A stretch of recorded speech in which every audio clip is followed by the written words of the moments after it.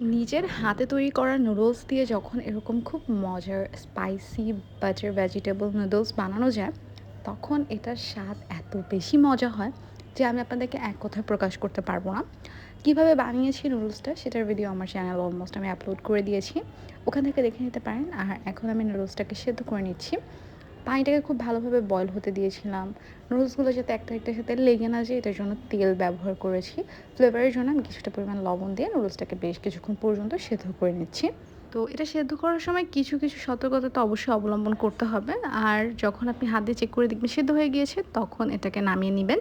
আজকের এই নুডলসটা বানানোর জন্য আমরা যে এক্সট্রা নুডলসের যে স্টকটা রেখে দিই, সেটা আজকে রাখছিলাম না, ওটা আমরা ফেলে দিয়েছি। আর আমরা একটা প্যানে কিছুটা পরিমাণ অয়েল নিয়ে নিয়েছি, যেহেতু এটা একটা বাটার ভেজিটেবল নুডলস হবে, তো আমাদেরকে অবশ্যই এখানে বাটার ব্যবহার করতে হবে। আমি এখানে 1 টেবিল চামচের থেকে একটু বেশি পরিমাণে বাটার এখানে অ্যাড করে দিলাম। এটা অবশ্যই তেলের সাথে আমি মিক্সড করেছি, কারণ এখানে যেহেতু অনেক সবজি ব্যবহার করব, প্লাস আমি এখানে একটা এগও দিচ্ছি। সো আমার বেশ কিছুটা পরিমাণ অয়েলেরও প্রয়োজন হবে, তাই আমি অয়েল অ্যান্ড বাটার মিক্সড করে নিয়েছি। বাট আপনারা চাইলে শুধু বাটার দিয়েও কাজটা করতে পারেন।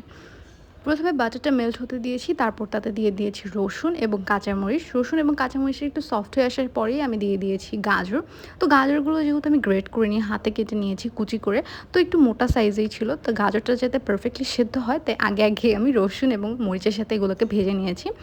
পরে গাজরটাকে যখন আমি দেখেছি কিছুটা সেদ্ধ হয়ে গিয়েছে, তখন আমি সাইড দিয়ে একটা ডিম নিয়ে নিয়েছি অ্যান্ড ডিমটাকে আমরা একটু স্ক্রাম্বল করে নিচ্ছি। আসলে ডিমটা আপনারা চাইলে কিন্তু একদম আগে স্ক্রাম্বল করে রেখে রেডি করে রাখতে পারেন, পরে অ্যাড করতে পারেন। বাট আমি এই পর্যায়ে ব্যবহার করলাম। এবার সবগুলো উপকরণ খুব ভালোভাবে মিক্স করতে হবে। পাশাপাশি কিছু কিছু স্পাইসেস দিতে হবে। আমরা এখানে ব্যবহার করছি ব্ল্যাক পেপার পাউডার, আর ব্যবহার করছি চিলি ফ্লেক্স। তো চিলি ফ্লেক্সটা আসলে যেকোনো নুডলসের স্পাইসনেস বাড়াবে, দ্যাটস ওয়াই অ্যাড করা। তো আপনারা এটাকে স্কিপও করতে পারেন। আমরা এখানে পরিমাণ অনুযায়ী লবণও কিন্তু ব্যবহার করেছি, আর লবণটা একটু বুঝে ব্যবহার করতে হবে, কারণ এখানে কিন্তু আমরা সসও ব্যবহার করব। সসেও লবণ থাকে। যখন আমাদের ডিমটা পারফেক্টলি কুকড হয়ে যাবে, স্ক্রাম্বল হয়ে যাবে, সবজিগুলো সেদ্ধ হয়ে যাবে আর একটু তেল বেরোতে শুরু করবে, তখন আমরা দিয়ে দিলাম আমাদের সেদ্ধ করে রাখা সেই নুডলসগুলো।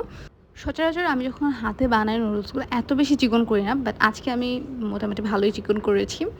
নুডলসটা দিয়ে একটু নেড়ে চেড়ে তারপর আমরা দিয়ে দিলাম ক্যাপসিকাম, চিজ। ক্যাপসিকামটা এই পর্যায়ে দিবেন, কারণ ক্যাপসিকাম কিন্তু কালারটা খুব তাড়াতাড়ি চেঞ্জ করে ফেলে অ্যান্ড একটু কালচে টাইপসের হয়ে যায়।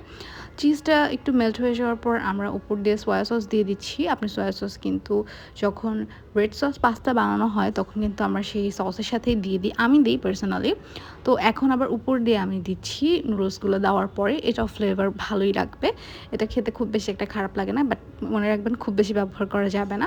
আমরা এখানে 2 টিস্পুনের মতন ব্যবহার করেছি সয়া সস, আর টমেটো সস ব্যবহার করলাম 1 টেবিল চামচের থেকে একটু বেশি। যদি কারো টমেটো সস লাগে, তাহলে কিন্তু এক্সট্রা উপর দিয়ে অ্যাড করে নেওয়া যায়।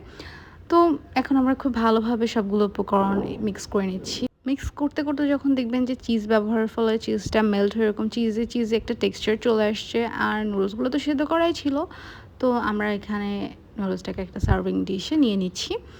আর এই হচ্ছে আমাদের নুডলসের টেক্সচার অ্যান্ড আমাদের আজকের স্পাইসি বাটার ভেজিটেবল নুডলস একদম ডান। এখানে আমি চিজও ব্যবহার করেছি, বাট নুডলসটার নাম কি দিব এটা চিন্তা করতে করতে আমি আসলে বাটার ভেজিটেবল নুডলসে রেখেছি। আই হোপ আপনাদের কাছে আজকের রেসিপিটা ভালো লেগেছে।